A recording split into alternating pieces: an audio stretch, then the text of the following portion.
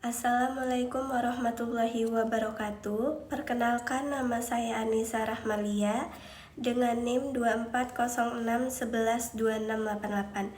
Baik, di sini saya akan menjelaskan tentang rantai nilai agribisnis.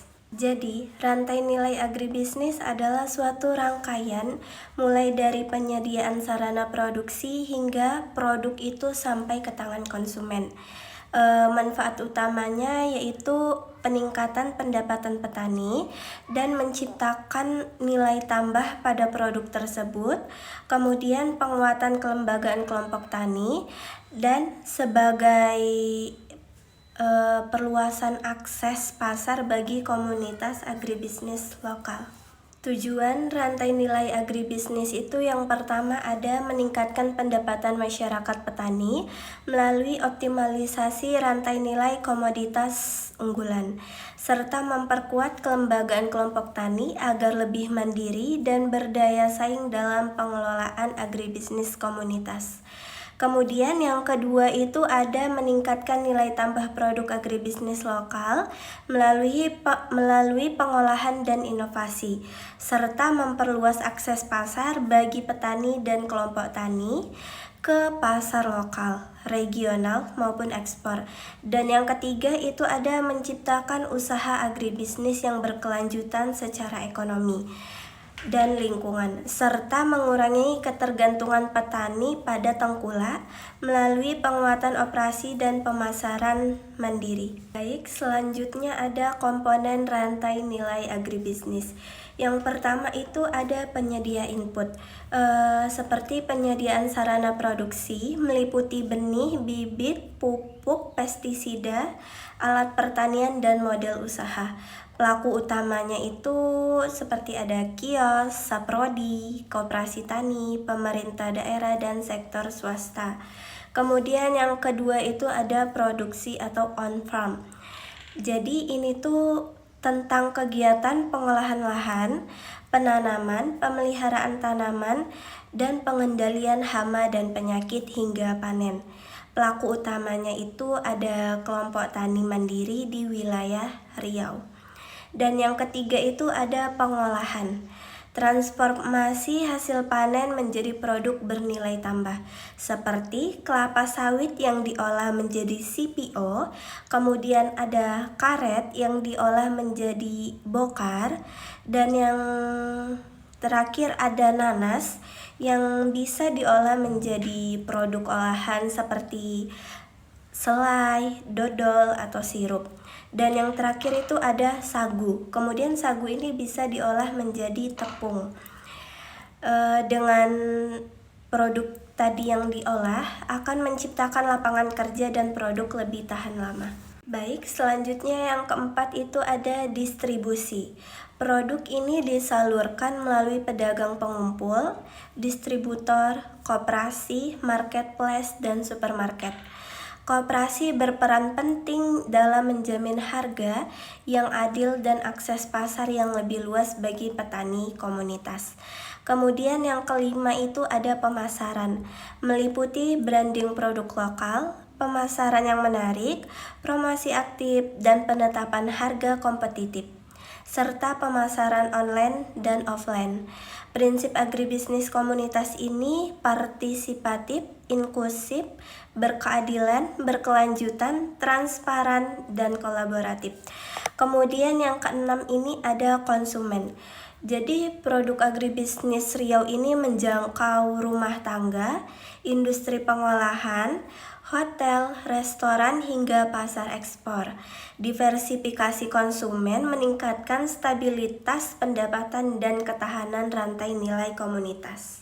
Baik, selanjutnya ada manfaat rantai nilai agribisnis. Yang pertama itu ada nilai tambah produk meningkat secara signifikan melalui pengolahan dan pengemasan, sehingga pendapatan petani bertambah dan kesejahteraan keluarga tani di Riau ini semakin meningkat. Kemudian yang kedua itu ada produk agribisnis komunitas menjadi lebih kompetitif di pasar lokal maupun ekspor. Mendorong terbentuknya usaha bersama seperti koperasi dan kelompok usaha tani yang mandiri. Kemudian yang ketiga itu ada rantai nilai berbasis komunitas berkontribusi nyata dalam mengurangi kemiskinan di desa dengan menciptakan lapangan kerja, memperluas akses pasar, dan memperkuat ketahanan ekonomi lokal. Baik, selanjutnya ada profil agribisnis Riau. Jadi Provinsi Riau ini merupakan daerah agribisnis terbesar di Indonesia yang didukung dengan lahan yang luas dan iklim tropis yang kondusif bagi pengembangan berbagai komoditas pertanian unggulan. Komoditas unggulan di Riau ini meliputi kelapa sawit, karet, sagu, dan nanas. Keempat komoditas ini dikelola oleh perusahaan besar maupun petani kecil di berbagai kabupaten. Profil agribisnis yang pertama itu ada kelapa sawit. Potensi dan produknya merupakan komoditas terbesar di Riau, dikelola oleh perusahaan dan petani. Produk unggulannya itu ada CPO, minyak goreng, biodiesel, margarin, dan sabun dengan nilai ekspor yang tinggi. Kemudian ada permasalahan, yaitu fluktuasi harga TBS yang tidak menentu, kebun tua dengan produktivitas rendah, konflik lahan antara petani dan perusahaan, serta dampak lingkungan dari perluasan lahan. Kemudian ada peluang, hilirisasi industri sawit untuk produk bernilai tinggi, peningkatan ekspor CPO dan turunannya, pengembangan biodiesel, serta pemberdayaan petani kecil melalui kemitraan. Selanjutnya, profil agribisnis yang kedua yaitu karet. Karet ini merupakan usaha petani kecil dan sumber pendapatan utama di Riau. Produk unggulannya meliputi bokar atau bahan olahan karet, lateks, ban, sarung tangan, dan berbagai produk industri karet bernilai tinggi. Kemudian ada permasalahan, yaitu harga karet yang tidak stabil dan sering berfluktuasi di pasar global. Produktivitas kebun rendah akibat tanaman yang sudah tua dan teknik budidaya yang belum optimal sehingga menurunkan pendapatan petani. Kemudian yang terakhir itu ada peluang. Peremajaan kebun karet ini dengan bibit unggul dapat meningkatkan produktivitas secara signifikan. Diversifikasi produk olahan dan pengembangan pengolahan lokal membuka peluang tambah dan perluasan akses pasar. Selanjutnya profil agribisnis yang ketiga itu ada sagu. Sagu tumbuh subur di lahan gambut terutama di Riau, menjadikan Riau sebagai sentra sagu nasional. Produk unggulannya itu meliputi tepung sagu, mie sagu, kue tradisional, biskuit, dan berbagai bahan pangan industri yang bernilai tinggi. Kemudian permasalahan yang dihadapi yaitu teknologi pengolahan sagu ini masih terbatas sehingga produktivitas belum optimal. Akses pasar yang kurang berkembang menyebabkan petani sagu ini sulit menjangkau konsumen yang lebih luas dan mendapatkan harga yang adil. Dan yang terakhir itu ada peluang. Sagu ini berpotensi besar sebagai produk pangan lokal dan makanan sehat berbasis karbohidrat alami. Pengembangan wisata kuliner berbasis sagu serta peluang ekspor ke pasar internasional membuka prospek agribisnis komunitas yang berkelanjutan. Baik, selanjutnya profil agribisnis yang keempat itu ada nanas. Jadi sentra nanas terbesar ini berada di daerah Kampar dan daerah Dumai. Nanas ini memiliki produk unggulan seperti buah segar, selai, dodol, keripik, sirup, dan jus nanas yang memiliki nilai pasar tinggi. Kemudian ada permasalahan yang dihadapi, yaitu harga nanas cenderung turun drastis saat musim panen raya akibat kelebihan pasokan. Produk segar mulai rusak dan memiliki umur simpan yang pendek, sehingga menghambat distribusi ke pasar yang lebih luas. Selanjutnya itu ada peluang.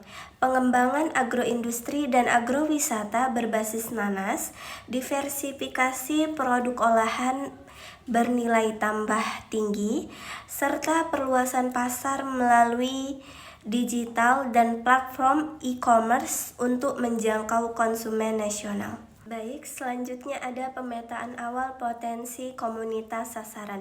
Jadi, pemetaan potensi komunitas ini adalah proses identifikasi kondisi, sumber daya, kebutuhan, dan peluang yang dimiliki masyarakat secara sistematis. Tujuan pemetaan ini yaitu mengetahui kondisi dan permasalahan nyata di lapangan. Yang kedua, mengidentifikasi potensi dan sumber daya lokal yang tersedia.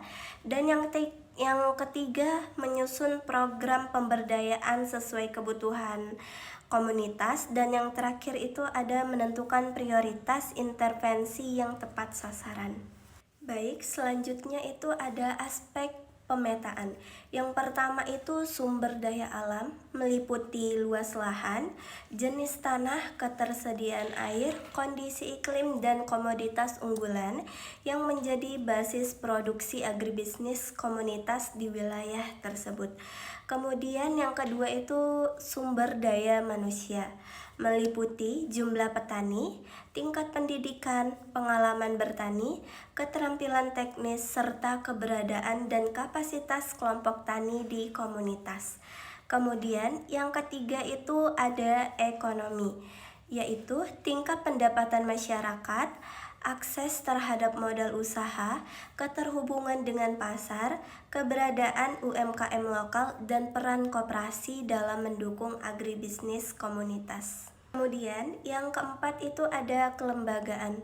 Kelembagaan ini mencakup keberadaan dan peran Gapoktan, BUMDes, Koperasi Tani, penyuluh pertanian, serta dukungan pemerintah desa dalam penguatan organisasi komunitas agribisnis lokal. Yang kelima itu ada infrastruktur, meliputi ketersediaan jalan akses, gudang penyimpanan, jaringan irigasi, pasar lokal, dan konektivitas internet sebagai penunjang distribusi dan pemasaran produk agribisnis pertanian. Kemudian yang keenam itu ada metode pemetaan. Metode pemetaan ini meliputi observasi lapangan, wawancara mendalam, kuesioner terstruktur, focus group discussion atau FGD, serta analisis data sekunder dari BPS dan Dinas Pertanian setempat. Baik, selanjutnya ada project brief. Project brief ini adalah dokumen ringkas yang berisi rencana proyek sebagai pedoman pelaksanaan kegiatan agribisnis komunitas. Fungsi dokumen ini untuk memastikan seluruh pihak ini memiliki pemahaman yang sama tentang tujuan dan langkah-langkah yang akan dijalankan. Tujuan penyusunan project brief ini yang pertama itu ada memberikan gambaran menyeluruh tentang proyek. Yang kedua itu menyamakan persepsi antara pemangku kepentingan. Kemudian memudahkan pelaksanaan kegiatan di lapangan. Dan yang terakhir itu menjadi acuan monitoring dan evaluasi program. Baik, selanjutnya itu ada komponen project brief. Yang pertama itu ada judul dan latar belakang. Judul proyek ini menggambarkan fokus kegiatan. Contohnya, pemberdayaan kelompok tani nanas di Kabupaten Kampar. Latar belakangnya ini harus memuat tentang kondisi existing, permasalahan utama petani, dan peluang pengembangan agribisnis komunitas. Kemudian komponen yang kedua itu ada tujuan proyek, yaitu meningkatkan pendapatan petani melalui peningkatan produktivitas dan nilai tambah produk, memperkuat kelembagaan kelompok tani agar mampu mengelola rantai nilai secara mandiri dan berkelanjutan. Selanjutnya, komponen yang ketiga itu ada sasaran program. Kelompok tani dan UMKM pengolah hasil pertanian, petani muda yang berminat mengembangkan agribisnis modern, serta perempuan tani sebagai pelaku usaha, pengolahan dan pemasaran produk lokal. Selanjutnya, komponen yang kelima itu ada permasalahan. Jadi, bagian ini tuh berisi tentang identifikasi hambatan utama yang dihadapi komunitas, meliputi harga jual rendah, produksi rendah, dan pemasaran yang terbatas, serta keterbatasan modal usaha. Yang keenam itu ada solusi atau kegiatan, yang isinya itu tentang rencana aksi, pemberdayaan mencakup pelatihan budidaya, pengolahan hasil panen, pendampingan usaha, digital marketing, dan penguatan koperasi tani. Kemudian, komponen selanjutnya itu ada jadwal pelaksanaan yang berisi tahapan kegiatan meliputi persiapan. Itu ada identifikasi dan koordinasi, pelaksanaan program itu seperti pelatihan dan pendampingan, serta evaluasi hasil dan tindak lanjut. Selanjutnya, komponen yang ke-8 itu ada anggaran, yang berisi rincian biaya mencakup pelatihan budidaya dan pengolahan hasil, pengadaan alat dan bahan produksi, transportasi dan distribusi, biaya operasional harian, serta dokumentasi dan pelaporan kegiatan program. Kemudian komponen yang ke-9 itu ada indikator keberhasilan. Jadi komponen ini tuh berisi tentang pendapatan petani meningkat, produksi komoditas bertambah, jumlah produk olahan yang berkembang, keanggotaan kelompok tani yang bertambah, dan jangkauan pasar yang semakin luas secara lokal maupun regional. Kemudian komponen yang ke-10 yaitu monitoring dan evaluasi.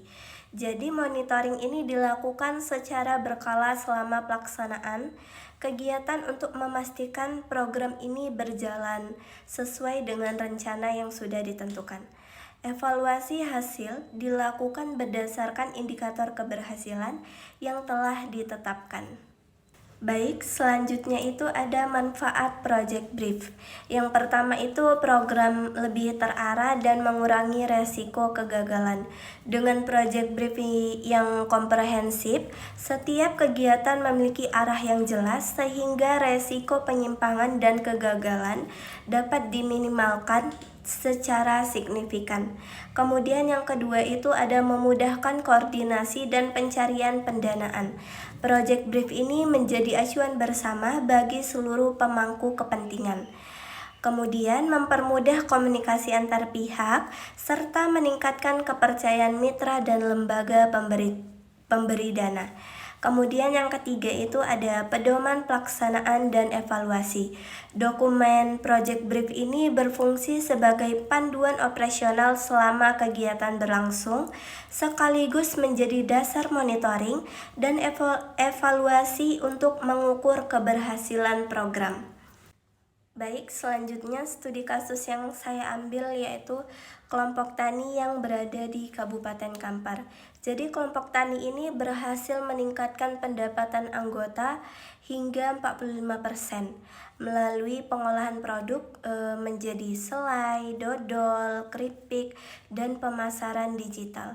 Program pelatihan budidaya dan pengolahan hasil yang dilakukan selama 6 bulan dengan pendampingan intensif dari penyuluh pertanian. Kemudian dampak positifnya yaitu 120 petani terlibat aktif, produk terdistribusi ke pasar lokal dan online, koperasi tani terbentuk, serta akses modal meningkat. Program ini menjadi model pemberdayaan agribisnis komunitas berbasis rantai nilai yang berkelanjutan di Kabupaten Kampar, Riau. Dan yang terakhir itu ada kesimpulan.